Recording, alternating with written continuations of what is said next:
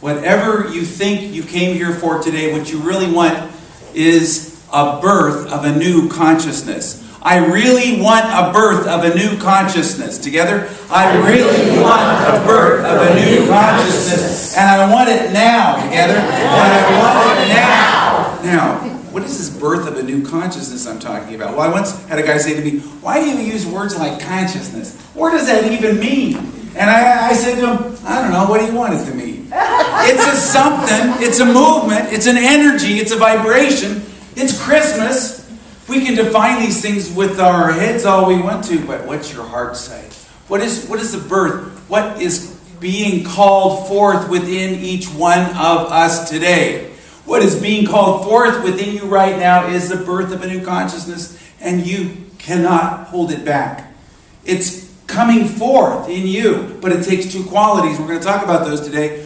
One is from Mars and one is from Venus. Shepherds are from Venus and Magi are from Mars. And these are the two balancing acts that we have to do in order to give birth to something new in our lives. You may think you need a new boyfriend or a new job or a new diagnosis or something in your life to change in terms of conditions. But what you really want is a new heart and a new mind, a new consciousness that culminates in the birth that we're celebrating.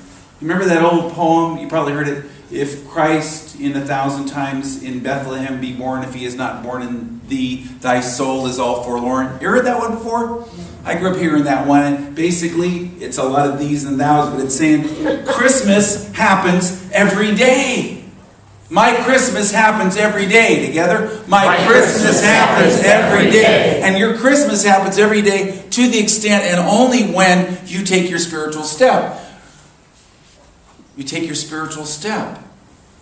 It requires those two things. It requires the heart of the shepherd and the mind of the Magi. And it's not just some tricky intellectual exercise here. It's really, these are really two aspects of your being that must be balanced out, that must be brought forward and brought to play in order to allow for a birth that will move your consciousness from that limited place, that stuck place within you where you don't feel that you can make a move to that place where suddenly everything breaks free and you're in that open air. So, what are we talking about? Shepherds and Magi. Well, I want to tell you a story about the shepherd consciousness, the Magi consciousness in a very practical sense. Jane Elizabeth Hart, I met her the first time in 93. Lynn and I were engaged, and she called me when she was working at Unity Village, and she said she was teaching a class for licensed teachers in the SEE program, and she called me up that night, and she said, Greg, I had the weirdest thing happen. I had a woman walk up to me and say, I'm going to take you under my wing. Let's go out to lunch. She says, do you think that's weird? And shouldn't we go out to lunch? And I said, yeah, that's weird. But go ahead and go out to lunch. So they went out to lunch, and Jane Elizabeth Hart became her meditation teacher. Well, I was okay with that, that was all fine and dandy, but I really didn't understand that she was really dealing with a wonderful teacher who taught her many things. And a few years later, because I'm a Magi, I'm slower. The Magi showed up 10 days late, 12 days late. So I'm a little slower. But I had lunch with Jane Elizabeth Hart when I went back to Unity Village to tape record my Tao of Unity album. And we're sitting at lunch, and she's looking at me funny. She said, I think I know you. I feel like I know you, but I've never met you, right? And she went, oh my gosh, you're the guy on the tape. You're the guy on the tape I've been playing every night for the last 3 years as I go to sleep. I've been sleeping with you for 3 years. And I said, yeah, well, there you go. So that night, she was teaching a class. And I went to her class, and I had a very profound experience in which I got to experience the shepherd side of Jane Elizabeth Hart. And it was this. She was teaching her class. It was on the evolution of the soul. And there was a guy in the class that was arguing with her. He was coming up with things that weren't particularly profound, but he seemed to be enamored of them, and he was telling her all these things. And she was being very gracious about it. And finally, he stood up, and he took the pen out of her hand and told her to sit down and taught the class for about 10 minutes. And I don't know what he said, but it wasn't particularly deep. But anyway, she just let him do it. And I thought, oh, what is she doing that for? What kind of, she should this, she should that shouldn't. Well, turns out later, she shared with me, many years later, that she knew intuitively, her heart told her, Her heart told her what to do. And her heart said that the people in that room were all new. And they were not ready for any kind of confrontation or anything that this guy would probably do, because he would have. And so her guidance was just let it be, let it be. She was following her heart. She was a shepherd. Shepherds follow their heart. I am a shepherd and I follow my heart. Together, I am a shepherd and I follow my heart. And you always lead with your heart. Remember we said in our meditation, I lead with my heart. It's that wanting the good will for all. And then you're open at the top, certainly, but first you lead with your heart. So anyway, this went on. What I didn't know was the guy came back to her class when I wasn't there. And this time she was a Magi. The Magi is from the mind, the intuitive direction. And he got up and he's tried to do it again. She says, no, please take your seat. I'm going to teach the class. Thank you. Now, you understand that the people in the class had been habituated with this man's bad behavior. And so they were ready for that. And so she was open to the guidance she received and she was able to handle. Well, he said a few choice words to her about what kind of a bad teacher she was and stormed out of the room. Not the end of the story. 2 years later, she runs into him again. She has not seen him all this time. She's at a Silent Unity healing service. And he comes up and rushes up to her with tears in his eyes. And he's crying and he's saying to her, oh my gosh, I've never thought I'd see you again. I want to thank you. You gave me the most profound experience, a spiritual experience of my life. She says, what was that? And he said, well, that time when you stood up to me, that made me I went away and I looked at myself and I realized that I was just on a big spiritual ego trip. And that I started to look at myself and I started making changes in my life. And my life has changed. And I just want to thank you because you gave me the most profound spiritual experience of my life. She was open at the top. She led with her heart. She was open at the top. Now the other thing that happened was about 6 months later she heard that he died suddenly. I don't know if it was a heart attack, but it was unexpectedly. And so about 6 months later, she gave him that experience. Now where in your life do you need to lead with your heart? And where in your life do you need to be open to the top? And when do you know which one to do? Realize that both of these sides of your being are within you. And I got guidance. Here I am open at the top. I got guidance to do this on a whiteboard. I know, it's Sunday morning. I'm done working with a whiteboard. But here is a shepherd. And here is a Magi. And the shepherd is all about love. And the Magi is about wisdom. And the shepherd is from Venus, right? And the Magi is from Mars. I'm having fun with that. But what is this? These are the two aspects of your being that you have to marry, in a sense. Oh, Mary! So we're talking about Mary. And we're talking about Joseph. And notice some things about this. Notice that the Magi showed up 12 days late, according to tradition. It's certainly they were late. We don't know how many Magi there were, how many days late they were. But they were late. They did show up, however. Joseph did not, according to the traditional story, participate in the procreation of the baby Jesus. But he had a subordinate, supportive role. So all these stories are rich in symbolic mythology. If you've heard of Joseph Campbell or any of these things, these are really deep, powerful teachings. Mary directly participated. The shepherds were right on time. They showed up that day. What is the difference? Your heart is always on time. Your heart is always right on the money. Your heart is where you lead with your heart. You lead with your heart. And where's your heart? It's right in the middle.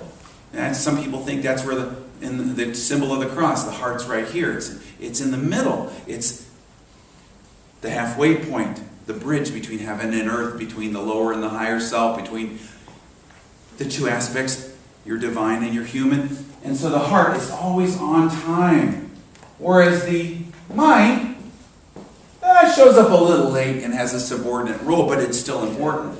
And you need both. I lead with my heart and I'm open at the top. Together, I lead with my heart and I'm open at the top. For the birth to take place in you. And remember, Christmas is every day. Christmas is today. Christmas is today. Even though we have not decorated our tree yet, Christmas is still today. Even though you don't have your shopping done, Christmas is today in the sense that every day contains within it an opportunity for a spiritual awakening, a spiritual breakthrough. Every day is Christmas in the sense that you can open up to a spiritual awakening, a spiritual awareness, a spiritual something, and the events of your life are calling you just exactly as they are. Just as I shared last week, that Bethlehem, and they're in the stable, and they're far from home, and it's a foreign land, and nobody from their acceptable spiritual religious culture was there. Let me say that again. Nobody from their acceptable culture was there. You know, the people who were socially acceptable were in the inn, partying. And there's that aspect of you, everything in the Christmas story is an aspect of you, that is too busy. There's no room for the birth in the inn, in your busyness of your inn-like consciousness. And so the cultural norms, all the societal things, all the things you've learned, all the things you thought were so important, the materialism, all that stuff, there's no room. You can't take that with you into the birth. You can't. And also, there were no religious figures, spiritual figures. There were no rabbis. There were no priests. Who showed up? Who showed up? The only people that showed up that day were the shepherds. And who were they? They were the outlaws. They were ritually unclean because in watching their flocks at night, they could not follow the ritual laws. So they were not allowed to even associate with the good, decent people who were allowed to go to the religious services. So what is this? That is that shepherd consciousness within you, that shepherd consciousness within me, that is a natural mystic, but is not, according to all the rules of the church that you learned, all the things that you learned, all the things that you thought were so important, there's no room for that. And so realize that that shepherd is in you. It's ready to come forth. That shepherd consciousness is in you. And it's the natural mystic. Now think about it. Where in your life is there a natural mystic? A natural mystical consciousness within each one of you. It's that part of you that watches and waits. The shepherds didn't understand theology. They didn't understand the ritual laws of Judaism. They didn't have all of the ins and outs. And there's that in you. I remember once when I was at Unity Village in ministerial school, there was an art gallery, a beautiful art gallery that was that they put up different artists every week, and it was just incredible artists, really good artists. But one time I walked down the hall and they had a new artist, and it was like, oh my gosh, this is the most brilliant stuff I've ever seen. It was like abstract art. It was like Moreau or Paul Klee or something. I didn't know what it was. Who is this? How could they get such a high quality artist in such a place? And I went down and I looked at it, and it was the preschool at the Wee Wisdom School there at Village. What is it? That's the natural part of you. It's the natural mystic. It's like Mary, who didn't. She was 13, 14 years old, but let it be done unto me as you said, I am the handmaid of the Lord. That consciousness of you that is natural, that's ready. And what did the shepherds do? They watch, they wait. They watch, they wait. There's that part of you that without social status, because they weren't allowed in the Temple of Jerusalem. They were the outlaws. They were the smugglers. You know that the smuggling trade in their culture was run by the shepherds. Because what? They were up in the middle of the night. Nobody was watching them, so they'd smuggle everything. You know, I always talk about that Willie Nelson song, Mama, don't let your babies grow up to be shepherds. And so this is that part of you that's just a bit of an outlaw. It's a bit of, you know, the people would say to you, and the very religious people that you know, who do you think you are? You're not following all the rules. You're not doing all the things we should tell you to do. And that's that aspect of you, that part of yourself. And then there's the Magi side of you, which is that intuitive awareness. How do you open up to your intuitive awareness? Remember the Magi, according to Magi is the word we associate with the word magician. It came out of the word Magi. There were Zoroastrian priests of the Median culture who the Persians conquered and made them their priests. And then, I know this is a lot of nerd talk, but they were astrologers. The whole story about the star, according to the best Christian scholarship, it was about Zoroastrians were the people who came up with the whole idea of astrology. Now you say, that's otherworldly and outlandish. But if you read the archaeological evidence, when they dig up Jewish synagogues from the first 2 centuries AD, they always have the 12 tribes of Israel depicted on the walls by the 12 astrological signs. In other words, it was part of Judaism. It wasn't anything that foreign. But what is this? The Magi showed up, they were foreigners. There's that aspect of you that is outside of what you think it's supposed to be. What is your idea of God? Where did you get that idea of God? Do you have an experience of God like the shepherds? Do you have an understanding that's intuitive and open? Develop it. Work with it. This is a natural part of your equipment. This intuitive awareness is a natural part of you. It is part of your equipment. You were created with it, and it's waiting for you. But you can't access it with your intellect. What did Myrtle Fillmore said? I quoted it last week. The intellect reasons, but the intuition knows. I heard somebody else say, the intellect is a bad neighborhood you don't want to walk through alone. It's the intellect, it has its limited ability to do things, but you lift it up to the higher mind. The higher mind. And how do you do this? Well, I shared again last week. We've got a question and answer process. You can write your questions out, ask, I don't know, and get your answers. And you can get the sheets right outside of Fellowship Hall on the table. But what can you do with this? All the big changes, all the big steps in my life have been intuitively led when I've asked the question. And what did the Magi do? They asked the question.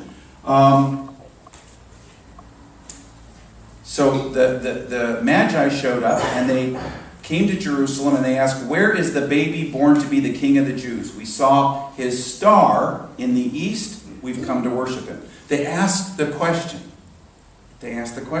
And they've been following their intuition. And they've been following their guidance. And after they were guided there, they were told, don't go back to Jerusalem because Herod isn't what he seems to be. Because he said, tell me where you find him and I'll go and worship him. No, he wanted to go and kill him. So there's that aspect of you that is open and will receive and knows what it knows and doesn't know why it knows what it knows, but it knows. And that is what Myrtle Fillmore is talking about, the intuition knows. But going back to the shepherds, what about the shepherds? It's that open space, it's that aspect of your being that needs some space. Do you cram your life with so much stuff and so much thought and so much action that you don't have any room to be a shepherd and don't even notice there are the stars in the sky? Have you ever seen the stars in the sky? I mean, away from the city. One time I went on a retreat at a place called Pahakaloa, which is in the saddle between Mauna Loa and Mauna Kea. And I went in January when it was freezing. It was 8,500 feet, and I was the only person there. There was a cabin there, and nobody else wanted to go there at that time. So I had stood out in front of the cabin. I looked up. There were no lights. And that's where they put all those observatories on the top of Mauna Kea. And I looked up. I have never seen anything like that in my life. That's what they saw. I was filled with awe and wonder, and I got answers to real problems in my life. I got answers to it. I was in the middle of a very tough situation, and I got the answers I needed. So where can you create some space in your life? Not necessarily to go on a retreat, but maybe to divest yourself of some of your activities. When I first was a minister, when I first became a minister, it had been my ambition. My mom told me, I told her when I was 4 years old, Mom, I want to be like her, because we always had women ministers. I want to be like her. And I didn't remember any of that. I remember being about 10 when I decided it. But it was my whole life's ambition. And there I was. I finally was a minister, and boy, did I work 24/7, all the time, until I came down with a respiratory ailment. And I've shared it before. It was a very interesting respiratory ailment. I was flat on my back. I'd cough uncontrollably if I wasn't in bed, except for 5 minutes before the service at 11 o'clock. It'd just go away. I'd give the service, and at 5 minutes after 12, I'd start coughing again. It went on for 6 weeks. And I remember the head of our prayer ministry saying, I would think that a person who teaches spiritual healing would not have this kind of thing happen to them. And I was thinking that myself, and I asked, what is this? What's going on? And I thought, maybe I'm not doing enough. So I asked in prayer, what should I do more? What can I do more? And I got, you could do less. I got that so strongly, you could do less. And so I started to make a change in my life. And I started to make more spaces in my life. And I started to not be a human doing, but be a human being. And you got to be disciplined. You have to be as disciplined about not doing as you are about doing. You've got to be as disciplined. You got to say no to that part of yourself that out of fear and guilt says, I got to do more. No. This is sacred space. This is sacred space. I'm going to take that time. And I did that, and it went away. Until I started falling back into that hole again, and then came back, and then I knew what to do. Now, in your life, where do you need to create the space necessary in order to open up that shepherd consciousness? The shepherd consciousness. The shepherd consciousness. There were some shepherds in that part of the country who spent the night in their fields, taking care of their flocks. An angel of the Lord appeared to them. The glory of the Lord shone around them. They were terribly afraid, but that angel said to them, don't be afraid. I'm here with good news for you, which will bring great joy to all the people. In this very day, in David's town, your Savior is born, Christ the Lord, and this is what will prove it to you. You will find a baby wrapped in swaddling clothes, lying in a manger. And suddenly a great choir of heavenly angels appeared with the angel, singing praises to God, glory to God in the highest heaven, and peace on earth to those with goodwill. So, with goodwill, it's leading with your heart. It's goodwill. It's the goodwill for all concerned. And this is the guidance. So, what are these things? What are these things? These are the two qualities you need in order to experience the birth. And if you're coming here because you have a very tangible and specific need, it still requires these two qualities. Because what you really need always is a spiritual birth. What you really need always is an awakening of the spiritual components within you that can give birth to something new. And that is what we are celebrating this Christmas. So, let's do it. So just set aside whatever's in your hand. I will too. And move into this beingness that we celebrate every week, but we don't think about. So set aside whatever's in your hands and just take a deep breath and let it out and just, I lead with my heart. And setting aside your papers, I lead with my heart. Feel that quickening in your heart and energy there. Become aware of the beating in your heart. I lead with my heart. And know that by allowing divine love, the will for good for all concerned to lead you, you'll know what to do. I am open at the top. Imagine that at the very top of your being, there's a great light that's just flooding into your whole beingness. I am open at the top. I am open and receptive to my intuitive guidance. I am open at the top. Let that in and even ask a question and then let it go.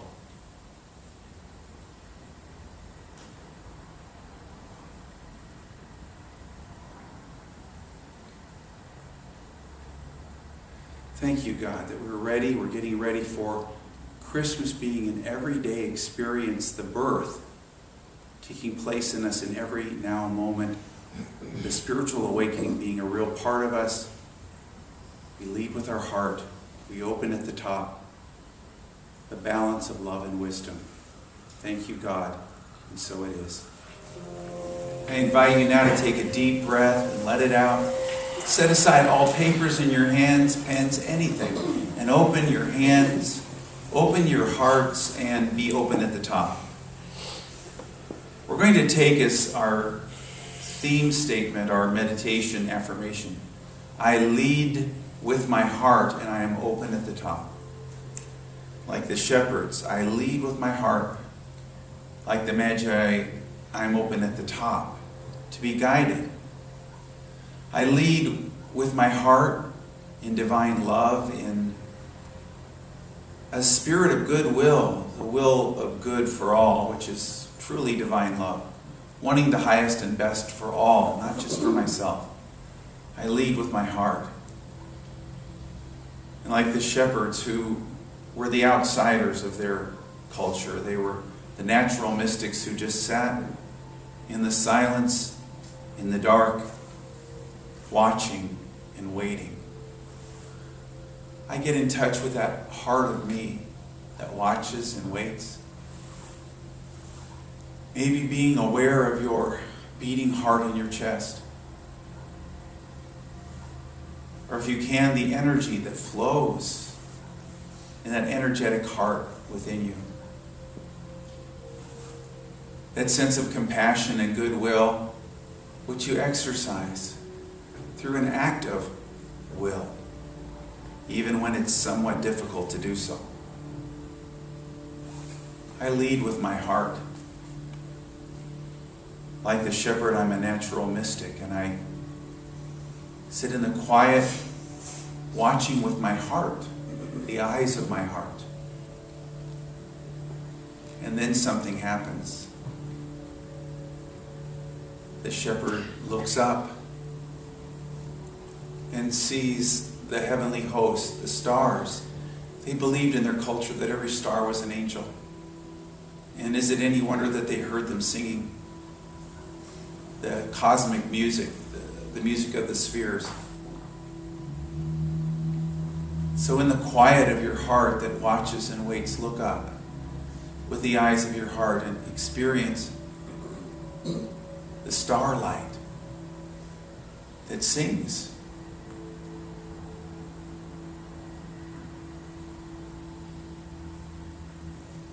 We are made of stardust, the stuff of the stars.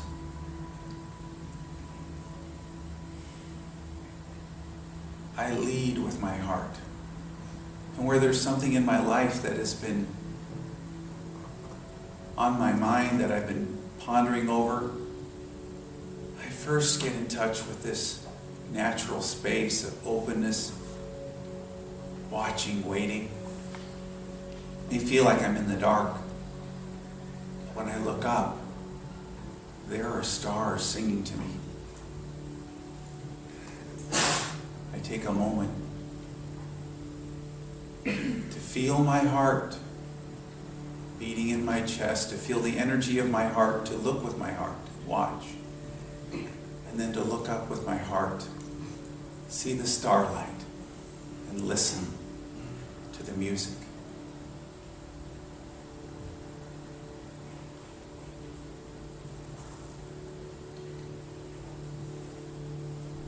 And I am open at the top, like the Magi who studied and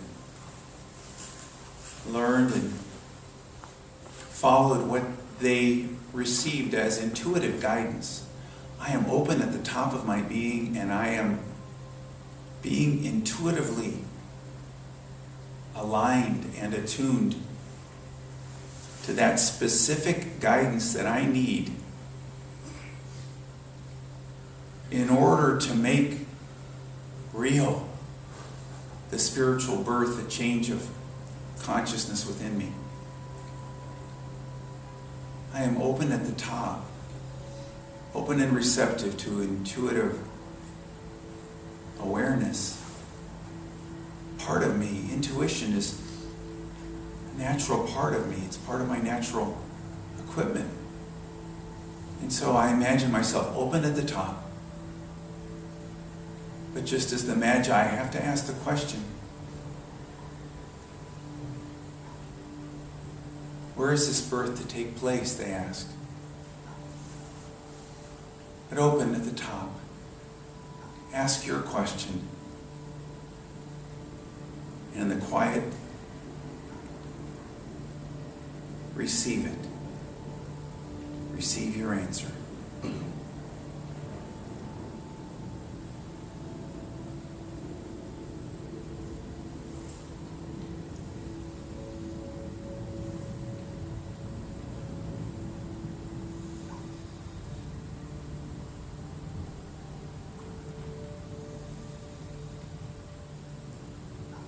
I lead with my heart, like the shepherd, in love, goodwill, creating a space in my heart, looking up,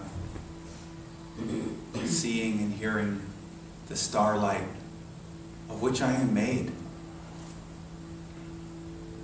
And I am open at the top, receiving the specific guidance I need in order to move. into the birth of something wonderful and new. Every day is Christmas Day, for every day is a day of birth, of awareness, of wonder, of that spiritual nature.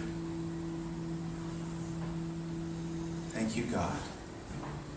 And so it is.